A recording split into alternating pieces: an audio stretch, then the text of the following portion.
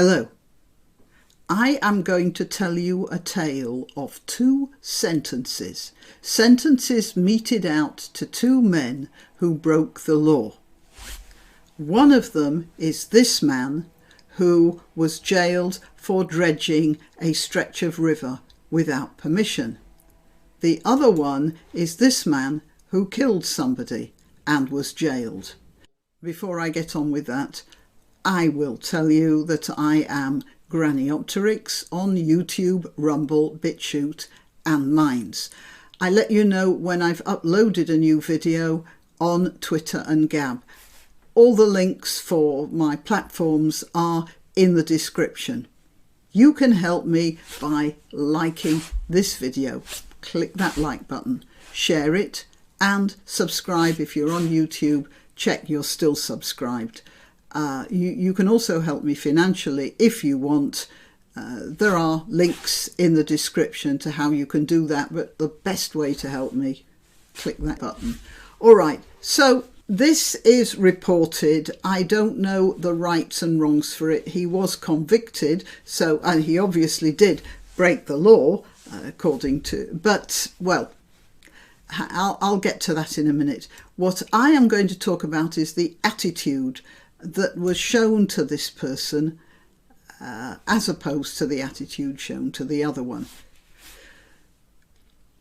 When Jeremy Clarkson started his farm, he was not only astonished but horrified by the amount of paperwork and permissions and plannings and all sorts of other rules and regulations and that a farmer is subjected to. Now, all what's happened is it started with a few necessary cases and then the legislation just started piling up and, well, I'll let this story speak for itself until I get to one comment from the judge which you might find interesting.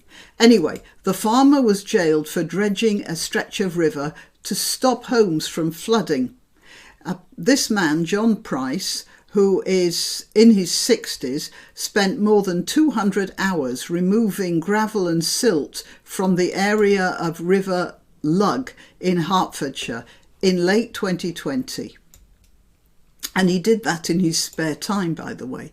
A farmer who dredged a stretch... he's been jailed for 12 months. He spent more than 200 hours working at weekends and evenings to remove gravel and silt from a stretch of the River Lugg in 2020. Oh, crikey, he's more than his nearly 70. The 68-year-old had argued that the work was necessary to prevent further flooding of properties in the village of Kingsland, which had been hit by Storm Dennis. But he faced 7 charges for his work, and they were brought by the Environment Agency and Natural England. Now, I want to make a point here. The Environment Agency is not, well, it's a sort of semi-government thing. The Natural England is also semi-government. It's even less semi-government than the Environment Agency. And it's run by people who are tasked with preserving the environment. Well, you see, you have a tension here already. Somebody who wants to preserve property and food production as against somebody who wants to preserve the prettiness of the English countryside. Before I carry on with that, I want to point out to you that there probably isn't more than a few square feet of the British countryside that hasn't been managed and altered and modified in the 1,000 years that Britain has had a single government and a lot of centralised direction about what you can and cannot farm and how you're supposed to do it. So Natural England is not actually as natural as all that. I have been told that during the time when Robin Hood was supposed to have lived, a squirrel could make a journey from Scarborough, which is on the east coast of the north of England, to Nottingham, which is much further south, or possibly even further south than that. Anyway, just jumping from tree to tree. That's what natural England really looked like. Well, it's not like that anymore. He faced 7 charges brought by the Environment Agency and Natural England, including those relating to discharging silt into the river and the destruction of trees. I am very pro-tree. I don't like trees being cut down or interfered with. However, I don't live there.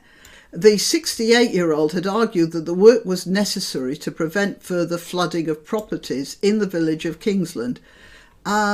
He was sentenced to 12 months in prison at Kidderminster Magistrates Court. He will also have to pay £600,000 in costs. That is a swinging amount of money and might very well drive him and his farm out of business. He'd probably have to sell a lot of land to pay that, by which time there might be nothing left of the farm that's economically viable. That is a lot of money. And 12 months in jail, so he's not going to be earning anything anyway. They definitely want this man's life. There is no mercy in that judgment. Right, let's go on with this. He's got to take action to help repair the river. How can he do that if he's in jail? And was disqualified from his role as director of his company for 3 years. That would be the farming company he owns, I suppose. So he took the work he undertook was in 20 and 21. In 21 he did follow-up work. Now this is a part of the River Lug which is very pretty and something like probably what he did, and this is what he did to it. Now me as a townie would look at this and think, oh how terrible, this is awful, that used to be so beautiful, so full of trees and ducks or whatever, and he turned it into an airfield. And of course it's shocking. But the people who lived in the houses that were flooded because this pretty little river just overflowed its banks and the trees blocked things, they might not feel the same way about it. Let me carry on. In 2020, he had the support of the village and the parish council. So it was the entire community to carry out the work.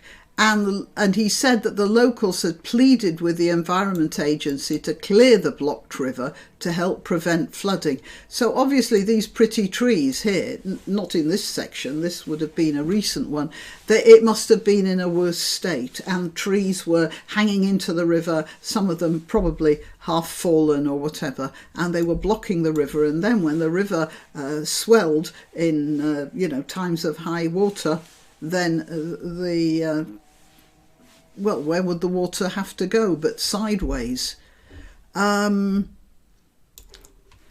Villagers told the Telegraph they supported Price's actions, arguing that he had acted in the best interests of the local community. Homes in the area were flooded during Storm Dennis in early 2020.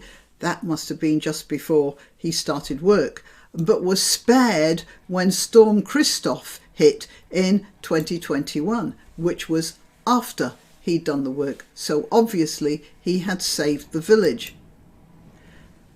Now, the Environment Agency is not blameless in this. It has come under criticism because it's got this thing about not dredging rivers now. This is a fashionable idea.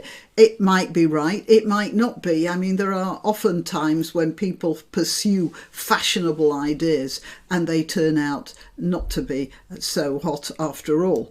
So the Environment Agency now has this fashionable idea that you don't dredge rivers, and that's what this farmer was doing. And it's come under increasing criticism in recent years for its approach to flood prevention, in particular a move away from dredging, which many farmers argue is an important tool. And as I say, most rivers, most fields, most hills, most pastures, even woodlands in Britain, most of them are not natural. They were modified, built, dredged, dug and planted over hundreds of years. The River Lug is home to 6 protected and endangered species, including the common otter and white-clawed crayfish, and the Environment Agency said Price had destroyed habitats and wildlife on a stretch of one of the country's most unspoilt rivers. Now, no river is unspoilt. Every river is managed or created. So saying that he destroyed wildlife and environment, yeah, he did that. But saying that the river was unspoilt, no, it was pretty.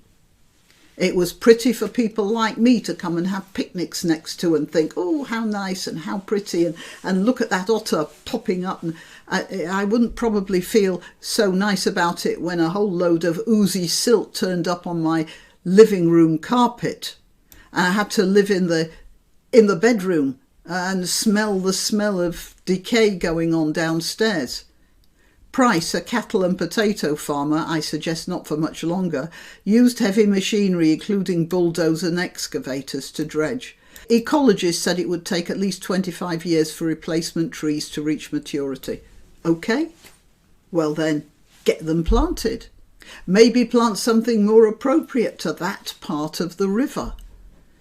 And the Environment Agency said the destruction did not have any flood prevention benefit, that in the first year there was flooding in 2020, and in the second year, after he'd finished his work, there wasn't any flooding. So it seems to me that the jury is still out on that, even though it's not out on this poor farmer. Sentencing him, Judge Ian Strongman. We have a nice collection of names here, haven't we? River Lug, Ian Strongman, said his actions were not short of ecological vandalism. And there you have a set of words that tells you something about the situation. It might have been called vandalism, but ecological vandalism means there's something inside that judge's head. Something that has nothing to do with the law, but has a lot to do with some ideology about ecology. Now, that's the story of Mr. Price. I'm just going to tell you about this fellow, a man called Steve Allen.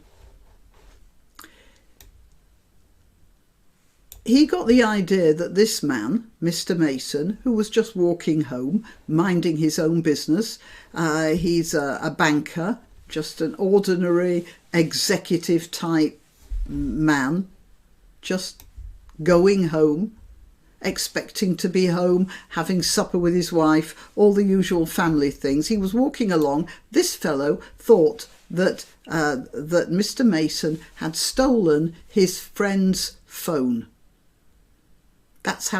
He got the idea that this was a thief who had stolen his friend's phone, not even his phone, friend's phone. This fellow in his suit, walking back from work. You can see, he seems like, from this photo, like quite a heavy-set person, barreled into this innocuous little office worker, punched him 3 times, knocking him over onto the pavement. Mason suffered brain damage, was in a coma and died 6 months later without regaining consciousness.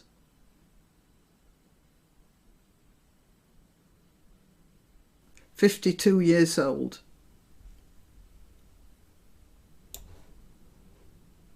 This fellow didn't get a parish council to give him permission. He didn't get the neighbours to give him permission. He didn't have any proof of guilt or innocence of this person. He just took the law into his own hands and murdered him. He was given 12 months in prison. No.